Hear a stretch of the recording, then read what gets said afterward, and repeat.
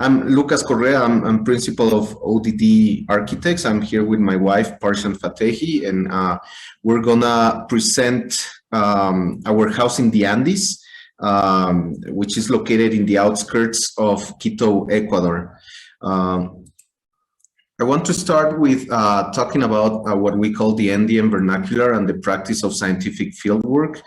And I want to present this set of images done by French mathematician, scientist, and geographer Charles-Marie de la Condamine on his travels to Ecuador in the 1800s, right? He came here to measure the latitude of the Earth at the equator. And part of his main scientific work, he did a series of secondary surveys. And the interesting part of this this specific survey in Ingapirca, which is one of the only Inca ruins in Ecuador, located in Ecuador, is that he started mapping the context, the Andean context, using the topographical and topoline system. So you see in the image towards the left, how he started mapping the context around the ruins, and he also went into the ruins and started mapping and doing a survey to better understand ancestral organization of space. And he also left us this very interesting drawing, which for us captures the perfect sense of the Andean condition, right? The Andean context, which is that you have a very solid man-made structure positioned in between irregular geography, and the journey for you to approach this structure is through a series of winding roads that kind of offer you different perspectives of the built form and the landscape, right? So in our work, we always try to revive what we call the Andean genius loci, but also in order to solve problems of and fulfilling the problems and the needs of clients in their contemporary lifestyle, right? So part of this research led us to studying the concept of the Chaquiñán. The Chaquiñán is basically a series of Inca trail infrastructure system that runs all the way from the top of Ecuador to down in Santiago, Chile. You can see in the map to the left that the Andean mountain range runs likewise, and the Incas were very, very good at creating these pathways and trails to connect city to city, right? And you can see also in the scale of Quito, of the metropolitan area, that this system is as complex, right, in the scale of different regions. And what's interesting about this Chaquiñán is, for us, is the experience of the journey, right? So that if you are on the Inca Trail, you always experience the broader landscape and the magnificence of the Andes mountain range, right? But you also have to, or you also experience, and you also feel the mountain as you are walking through the mountains in very irregular topography. The Andes, you rarely have like a flat plain. It's always irregular, right? And the image towards the right, it's very interesting for us. This is the same ruins that Charles-Marie surveyed, is that at the end of your journey or in different segments, you approach always these kind of very solid structures, man-made structures made out of earth and stone, right? So this feeling, this capturing of the sentiment of the journey of the Andes is something we wanted to evoke in our building, right? Where when you approach the house, right, you have to take a series or a pathway, a trail that kind of guides your view and your perspective to different sides of the house, right? So you're forced to appreciate the house in different perspectives. And this kind of zigzag, this trail, this Chaquiñán, kind of takes you in the mountain, into the earth walls, right? Until you approach the main entrance of the house in a sunken space, right? The same condition we wanted to represent when the car approaches the house, right? How will the car approach the house, and what are the perspectives that you will see until you park your car and you go into the house? This is the semi-underground space of the house. You can see the zigzag, let's say the chaquiñán taking you to the main foyer. Underground, this is a semi-underground space. And with regards to the build form, we also started analyzing the traditional way of building these walls. And something interesting that we started noticing is that throughout time, nature starts growing on top of these walls, which is something that doesn't happen if you build a concrete wall, for example. You know, like the earth walls, the adobe walls, the round earth walls in the Andean region are kind of like vessels of nature, right? So we want to represent the same way, using native vegetation to grow and to use the wall for to grow, right? So we also explore the concept of Andean low tech with regards to modernity, facade systems, modularity, and what we call the lift.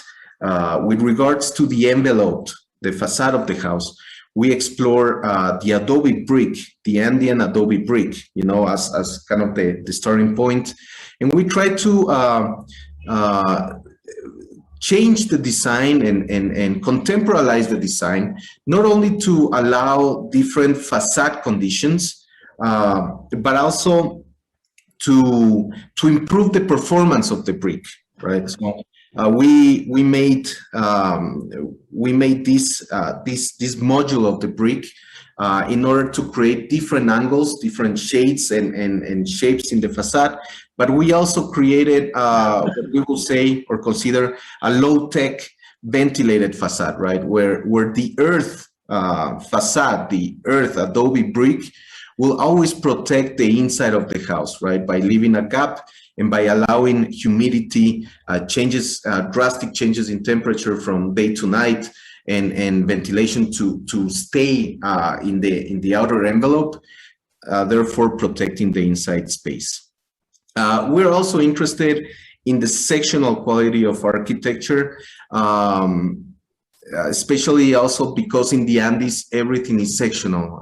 When you go through a highway, or when they build a highway, they always have to cross and cut the mountain, and you always see the strata of the mountain. So you always appreciate the landscape as a sectional quality. And we wanted to have the same condition in the house, where this living room lift, which also worked to solve programmatic needs of the client, will allow the owner of the house to always experience the house as a sectional quality, right? The different levels of the house, the different levels of the strata in the three different levels that it functions.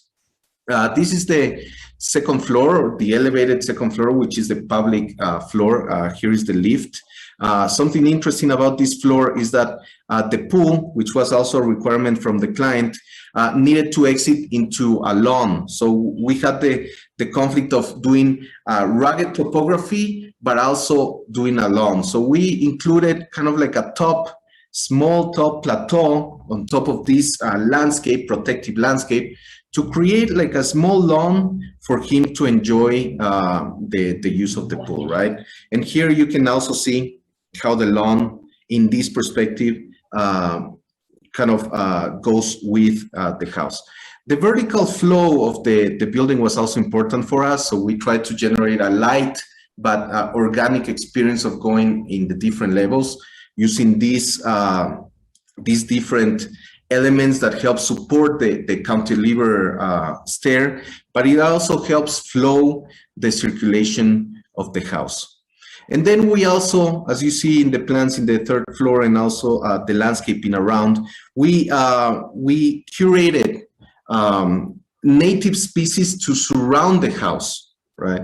This will give us a sense of harmony on how the house, this solid earth monolith, sits on kind of like a irregular landscape, preventing the purpose of showcasing the house, but with the purpose of putting the house in a harmonious context with nature and with geography, right? So these are the main perspectives outside the house. And you can see that the house is always kind of in the background, much like the ruins that are always sitting in the Andean region, you know. This, I think we had a time limit of 10 minutes. So we tried to make it super efficient. Thank you. Thank you, Lucas. Tanya, you're in there quickly. Do you want to start this time?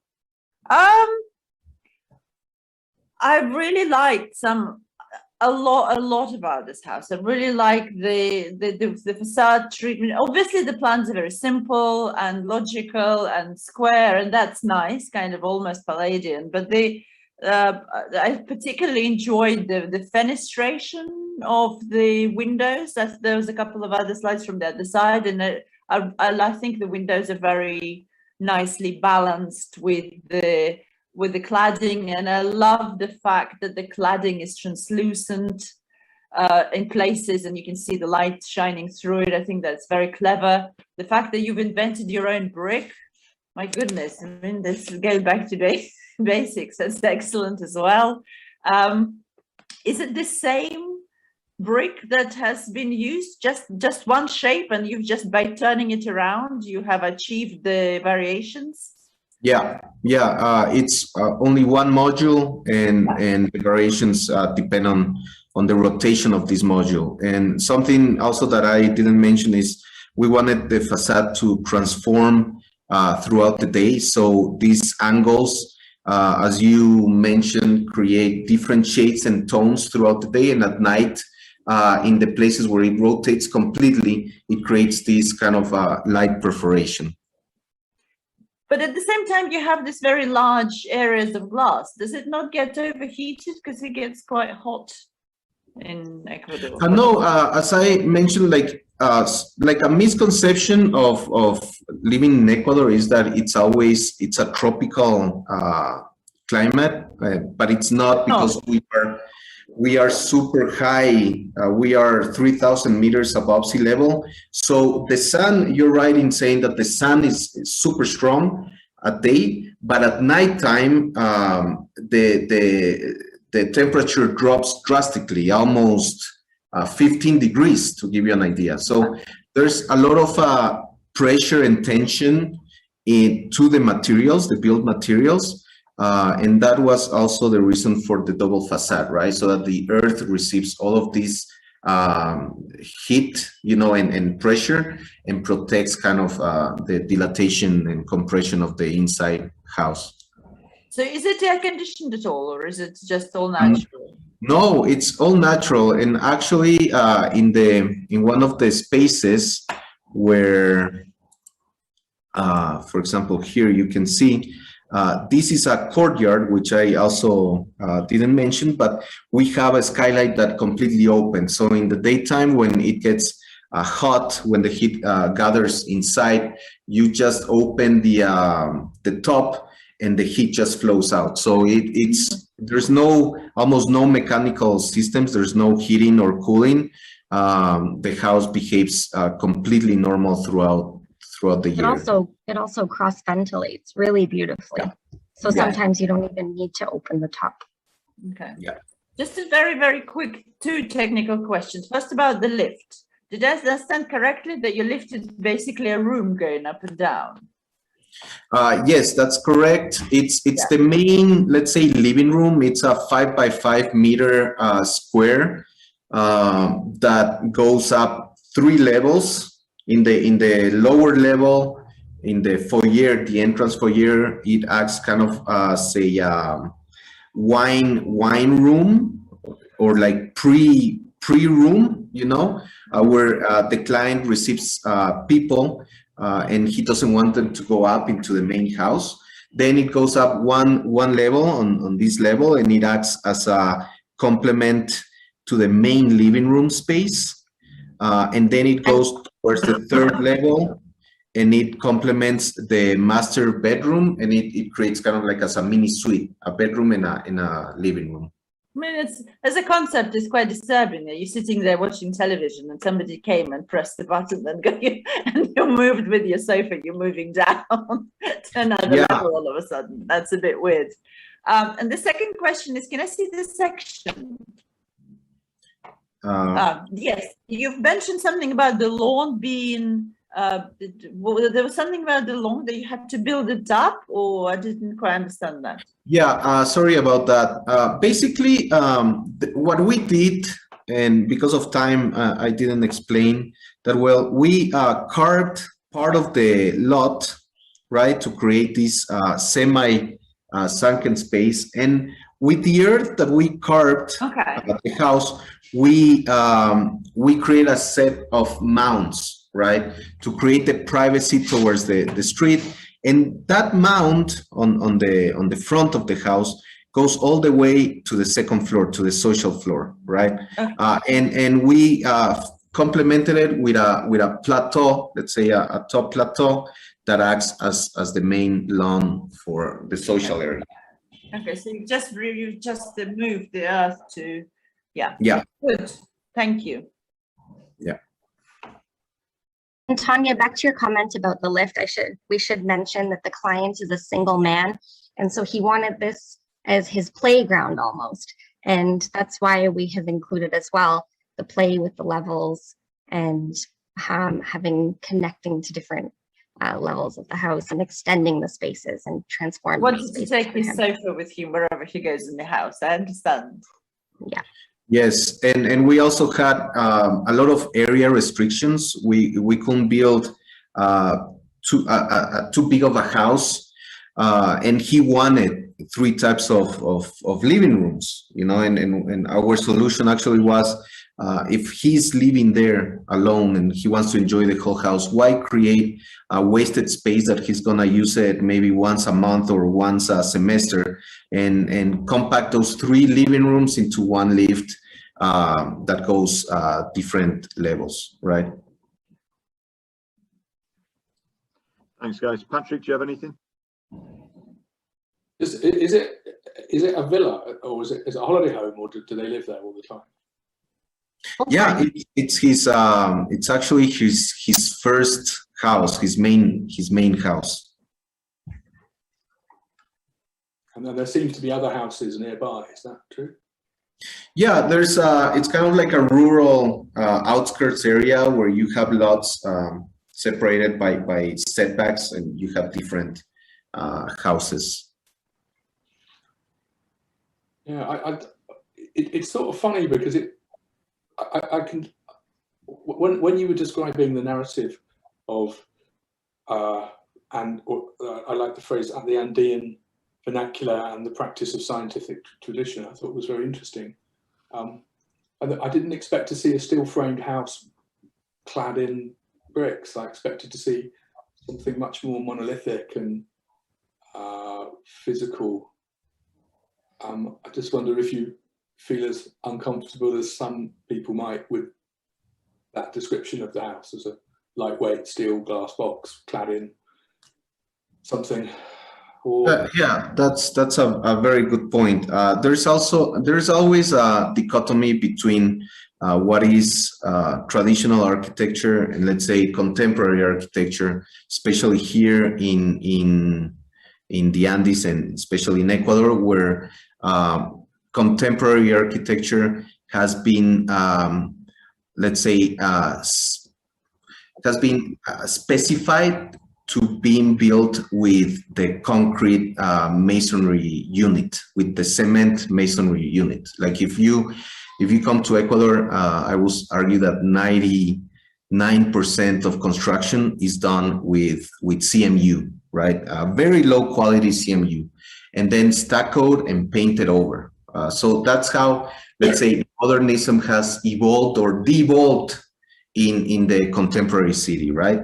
So we wanted to change that. You know, we wanted to not go back completely to traditional methods of construction, because you can improve that, you know, with technology, right? As you say, with the steel structure, with concrete, and then cladded with earth, right? We wanted to create something that is that represents today's opportunities, building opportunities. Let's remember that we're in a super highly seismic zone, right? We have continuous earthquakes throughout the year. So the structure, the construction needs to be very well made using technology, but that we at the same time wanted to evoke this kind of Andean feeling of what could be we call it low tech, but here in Ecuador, it will be high tech construction, right? But sorry, we're out of time, unfortunately, guys, but wonderful project. Some really nice wow factors in there as well. Proportionally beautiful. I love the materials, the round verve through to the brick, the fact that you've got these piercing shards of light coming through the window, the staircase, the lift, the pool. Wonderful. Great job. Thank you very much indeed for your time today. Lovely to meet the both of you, and presenting this project was a joy. Thank you very much. Thank you. Thank you guys. So much. Thank you. Okay. Bye-bye. Bye. Bye.